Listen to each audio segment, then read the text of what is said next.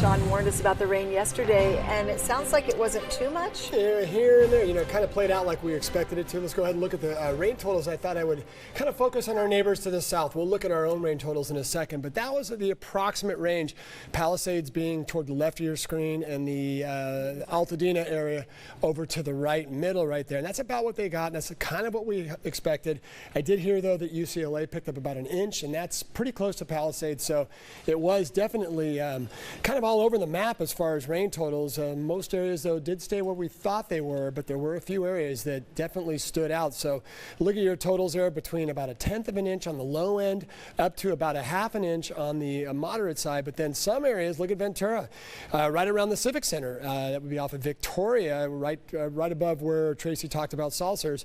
Got over an inch. You really won the prize here, but also along the south coast. Look at this, El Capitan and San Marcos Pass and Lake Casitas. Really good rain totals for those parts of the world, which we definitely need, and it looks like we've kind of weathered the storm as far as mud, so that's really good news. A really cold day out there, hence the chilly temperatures, and of course also the hail here and there. And right now we do have some flood watches. They'll stay in advisories actually right now through about the maybe mid-evening or so. It looks like this one's expected to drop off around 9 o'clock, and there's also one down in Ventura County which is expected to drop off by about 6:30. So that means that, again, we're kind of edging our way out of this system. Also, the winter weather advisory, that stays until tomorrow morning. And here's the latest radar, and you can see the pockets right here. If you can look, the greens are pretty much light to moderate, and then you get the yellows, you get a little heavier, and anything that starts to get orange or red, of course, can start to get definitely on the really heavy side. It looks like right now we're kind of managing that across the board. Some areas, though, look at that, looks like maybe just a little southwest of Buellton, you have a heavy cell moving through the region, and then as we head toward the south coast, again, more energy starting to work its way across the region. It looks like maybe around Goleta, Hope Ranch, Goleta, yeah, and then also Isla Vista. There's something out there, and it is moving in this direction.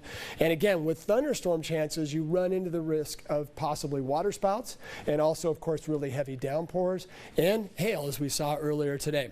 A lot of 40s and a few 50s out there. It's going to be a cold night. There's the big area of low pressure, really classic little trough of low pressure. As we get closer, what to expect overnight tonight? More or less the same as what we've been seeing, which is light to moderate showers for the most part, but again, could see a thunderhead popping up here and there. And of course, with that, you got to watch out for the burn scar areas. And right now it's spinning in this direction.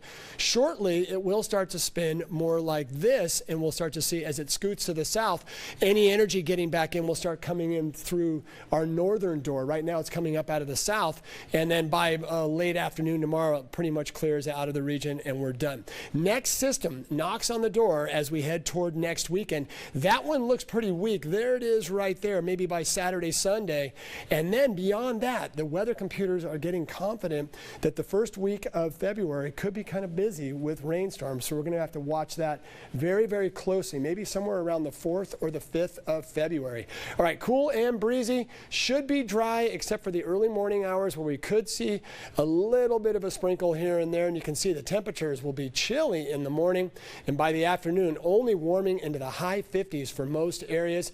Surf is pretty small. We are expecting to see a bit of a boost maybe over the next few days, but otherwise it is small. And a quick look at our 7-day forecast, and there it is.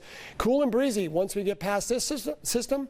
And Tracy, I'll send it back over to you, and we will be expecting maybe more rain by next weekend and possibly beyond that. All right, we got rain coming. Coming up.